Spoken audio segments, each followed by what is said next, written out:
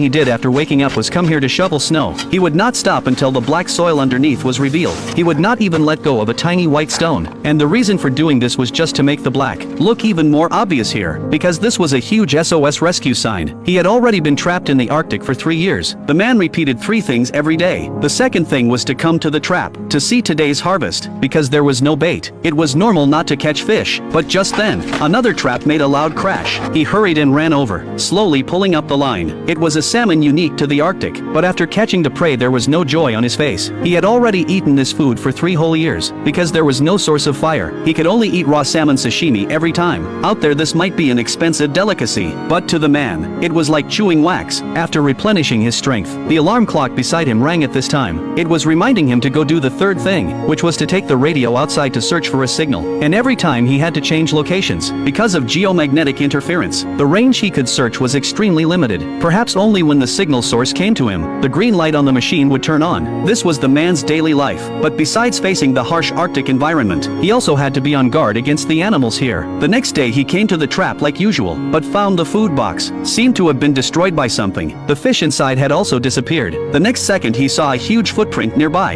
It was a polar bear's. He quickly ran back to the plane. In such a season of food shortage, it was not impossible for a polar bear to target humans. But after waiting a long time he did not see its figure. The man thought that guy must have eaten and left, so he decided to go out again to search for a signal. But he unexpectedly found the polar bear wandering not far away. It might have been waiting to attack when its prey lowered its guard. So for now the man was temporarily safe. Then he went to another hill and continued shaking the radio. But just then a huge storm was approaching from not far away. Soon the wind began howling. The man had no choice but to give up and leave. But right at that moment, the green light suddenly blinked once. Although it was just a moment, even with the slightest chance, he had to try to seize it. Sure enough, with his constant shaking, the green light lit up again. Then he looked around searching for the signal source. The next second a helicopter appeared in sight. When the man saw it, he quickly pulled out the smokestick he had prepared to call for rescue. Luckily this was the white Arctic, so the smoke became even more visible. They quickly spotted him. Seeing the plane turning around and flying toward him, he was overjoyed. It was the first time in 3 years he smiled. However, just when the man thought he was saved, fate played another joke on him. Because of the storm just now, the helicopter could not move forward at all.